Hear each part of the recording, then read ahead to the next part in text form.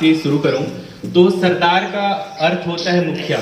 मुखिया या आप ये समझ लीजिए कि किसी भी कस्बे किसी भी परिवार को जो सबसे बड़ा इंसान होता है हम उसे सरदार कह सकते हैं, जिसका काम होता है परिवार कस्बे को एकत्र करके रखना, वहाँ के लोगों को वहाँ के घरों को सबको एकत्र करना।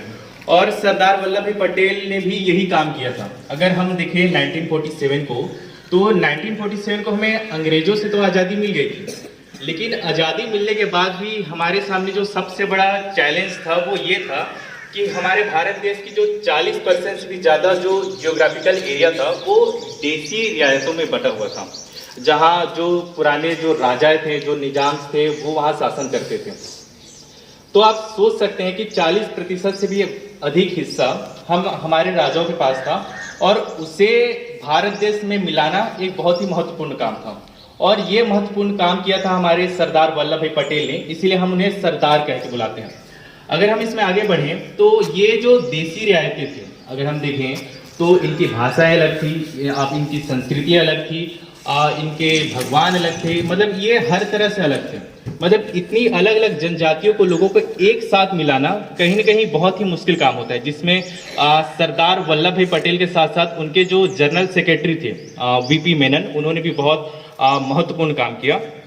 अगर हम देखें तो ये जो देसी रियायतें थी, जब लॉर्ड माउंटबेटन उस समय के लास्ट वायसराय थे, और उन्होंने फैसला किया कि जितने भी जो देसी रियासतें हैं उनके पास उन्होंने 3 ऑप्शंस रखे जब देश आज़ाद हुआ।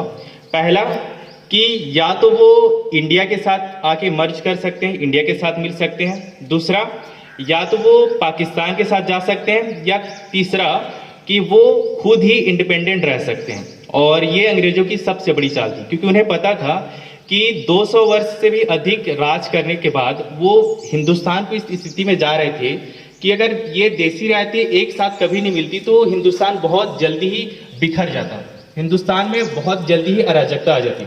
और इस बात को सरदार वल्लभ भाई पटेल के जो जनरल सेक्रेटरी थे वीपी मेनन, उन्होंने बड़े अच्छे से समझ लिया था। और वो सरदार पटेल को बोलते हैं कि सर, ये तो इन्होंने इतने सालों तक राज किया, हम पर अत्याचार किए, और ये आखिरी स्थिति में ऐसे छोड़ के जा रही है, तो उनकी सबसे बड़ी डिससर्विस है हमारे लिए। लेकिन सरदार पटेल इसको बड़े ही अच्छे तरह से जानते थे, और उन्हें पता था कि हम इसे एक नई अपॉर्चुनिटी की तरह ले सकते हैं, क्योंकि अंग्रेज जा रहे हैं तो वो अपने साथ सारे के सारी अपनी ट्रीटी लेके जा रहे हैं, सारी अपनी पॉलिसी लेके जा रहे हैं। तो हम जो है भारत में एक नई पॉलिसी, एक नई ट्रीटी बना सकते हैं। और इसी को मद्देनजर रखते हुए उन्होंने जितने भी जो 562 जो जितने भी रियासतें थे उनके, उन्होंने जो रजवाड़े के मंत्री थे, जो नेता थे, उन्होंने बुलाया और समझाया। और कहा यह जाता है कि जो सरदार पटेल थे वो जब देसी रियायतों को मिलाने के लिए निकले तो वो अपने एक हाथ में गाजर और दूसरे हाथ में लाठी लेके चलते थे। मतलब जो देसी रियायतें भारत के साथ मिलना चाहती है वो उन्हें गाजर खिला देते थे, गाजर देते थे, और जो देसी रियायतें थोड़ा सा आनाकानी करते थे उनके लिए वो कभी न कभी लाठी का भी प्रयोग किया करते थे। जैसे बहुत सी जो देसी रियायतें हैं वो तो भारत के साथ मिलने के लिए इकट्ठे हो गए, लेकिन कुछ देसी रियायतें ऐसे भी थी जिन्होंने कुछ न कुछ अड़चनें पैदा की। जैसे कि जिसमें से अगर मैं पहला बताऊं तो वो है जूनागढ़।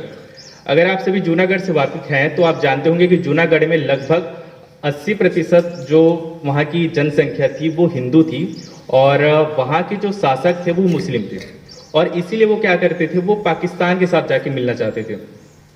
लेकिन महात्मा सरदार वल्लभ भाई पटेल इस बात को बड़ी अच्छे तरीके से जानते थे कि हम इन्हें नहीं मिला सकते थे, और इसीलिए उन्होंने जूनागढ़ में भी जूनागढ़ को भारत में विलय किया। दूसरा जो रियासत आता है वो आता है जोधपुर का, और जोधपुर के जो शासक थे वो पाकिस्तान के साथ जाके मिलना चाहते थे, और उनका ये कहना था कि पाकिस्तान अभी नया देश बन रहा है और हम अगर उनसे जाके मिलेंगे तो हमें कुछ एक्स्ट्रा फेवर मिलेंगे, कुछ एक्स्ट्रा फैसिलिटीज मिलेंगे।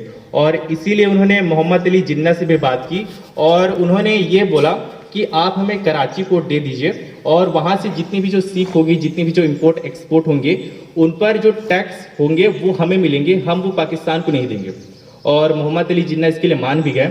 लेकिन सरदार वल्लभ भाई पटेल बड़ी अच्छी तरीके से जानते थे कि अगर जोधपुर गया तो उसके साथ साथ उसके जो पड़ोसी इलाके हैं जैसे कि बीकानेर हो गया, तो वो भी पाकिस्तान के साथ कहीं ना कहीं जाके मिलेगा, और राजस्थान के एक बहुत बड़ा हिस्सा पाकिस्तान के साथ विलय कर लेगा।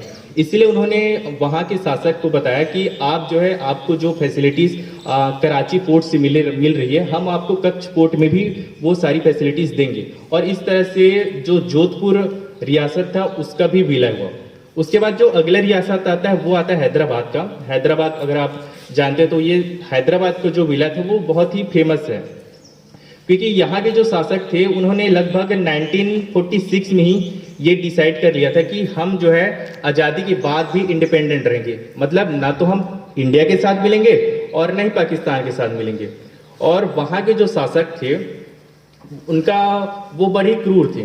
मतलब वो इंडिपेंडेंट तो रह लिए, लेकिन हमारे हिंदुस्तान से जो ट्रेनें जाती थी, जो भी वहाँ लोग सफ़र करने जाते थे, वो उनको लूट देते थे, उनको मार देते थे। वहाँ की एक सेना हुआ करती थी राजापुरी, और उसके जो सेना प्रमुख थे वो भी बहुत ज़्यादा क्रूर थे। वो वहाँ की सारी मालगाड़ियों को लूट लेते थे। तो फिर इसको सरदार वल्लभ भाई पटेल बड़ी अच्छी तरीके से समझ गए और उन्होंने फिर पोलो ऑपरेशन चलाया, जिसके तहत हैदराबाद का भी विलय हुआ। अब असल में ये विलय हमें बहुत ही आम लगता है शब्दों में, लेकिन असल में इसके लिए बहुत ही ज़्यादा मेहनत लगी है। हमें ये देश किसी भी तरह से थाली में सजा कर नहीं दिया गया। हम जो आज इसे इतने ज़्यादा फॉर ग्रांटेड लेते हैं, इसके लिए उन्होंने बहुत ज़्यादा मेहनत की है।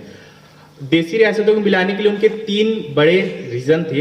एक जो पहला था जिस पर वो देसी रियासतों को मिलाने के लिए जोर देते थे, वो था पहला डिफेंस, कि अगर आप हमारे भारत देश में विलय करते हो तो आपके ऊपर जो भी आक्रमण होगा उसके लिए हम अपनी इंडियन आर्मी भेजेंगे, इंडियन नेवी भेजेंगे, हमारे जो एयरफोर्स हैं वो भेजेंगे, तो आपकी जो रियासत है वो कहीं ना कहीं सुरक्षित रहेगी। दूसरा जो होता था वो एक्सटर्नल अफेयर होता था, क्योंकि अगर कोई भी देश कोई भी रियासत अगर इंडिपेंडेंट रहना चाहता है तो उसे जो है अपने सारे एक्सटर्नल अफेयर, सारे जो फॉरेन अफेयर्स हैं उसे शुरू से बनाने पड़ेंगे। उसके जो सारी करेंसीज हैं, उसके जो फॉरेन में एम्बेसी हैं, जिसमें वो बहुत ज़्यादा खर्चा हो जाता।